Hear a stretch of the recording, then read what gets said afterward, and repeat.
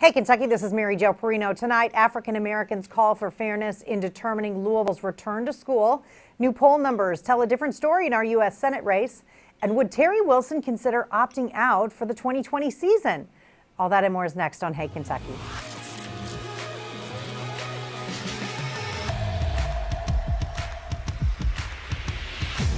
Welcome to Hey, Kentucky, along with LEX 18 Sports Director Keith Farmer. Hello, Keith. Hello and welcome to a Tuesday. Yes. Same day, seems like. It always feels like it now. Groundhog Day. Groundhog Day. All right, that's what it is. With schools across Kentucky asked to postpone in-person classes until August 17th, some educators are outlining their demands to reopen Louisville schools in a safe and equitable way. Black teachers, parents, and students voiced their concerns in a virtual rally yesterday, facilitated by Black Lives Matter.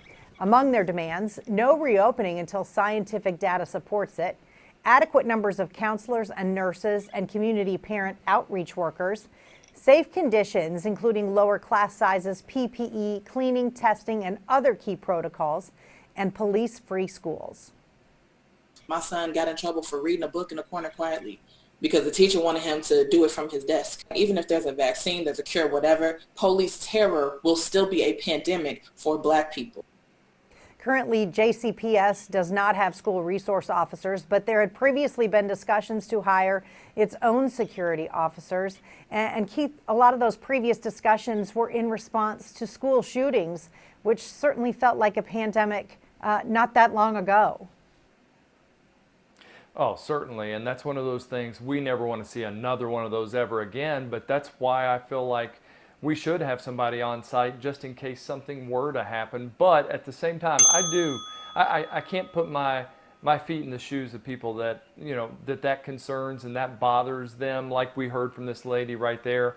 So, maybe it's something they need to look into a little closer. Maybe have patrols nearby at all times at schools if that's possible. Yeah, that's not a bad idea. All right, elsewhere in Louisville, a woman is calling for the school attended by her 2 grandkids to stop displaying an electronic Black Lives Matter sign. Vicki Cox says she's a former student of Hazelwood Elementary and was almost in tears when she passed by the school the other day.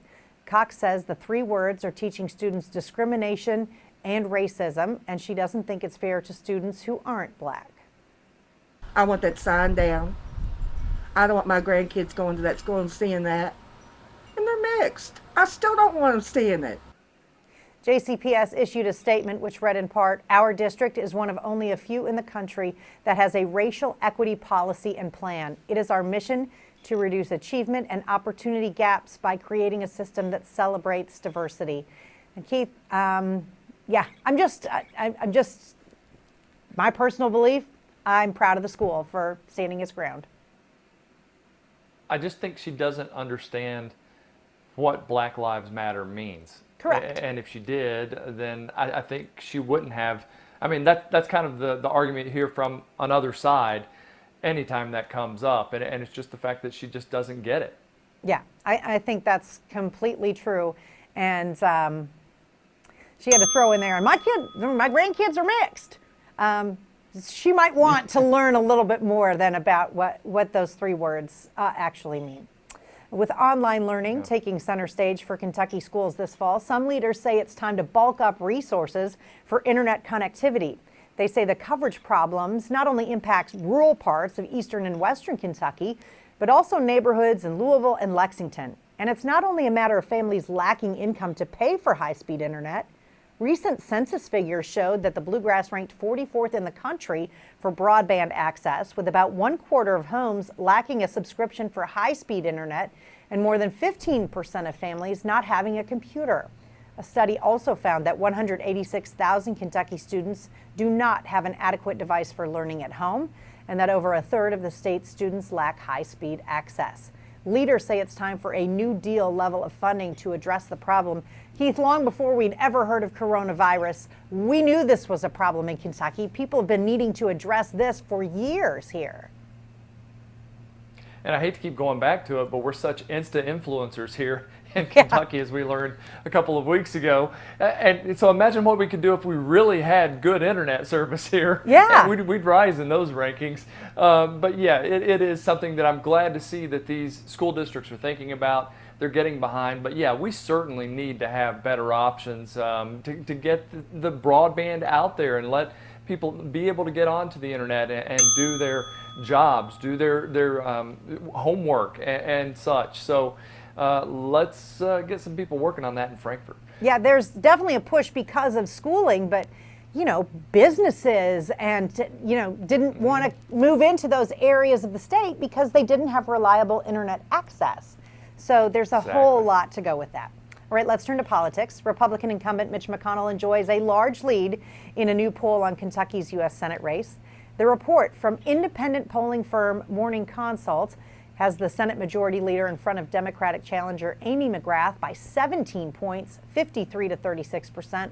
A recent survey from the internal pollster of McGrath's campaign showed McConnell only leading by 4 percentage points, but 2 other polls since June found McConnell up by at least 20.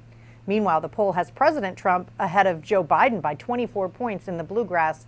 Keith, none of this is surprising. I just don't see a path for Amy McGrath to beat Mitch McConnell. I really don't.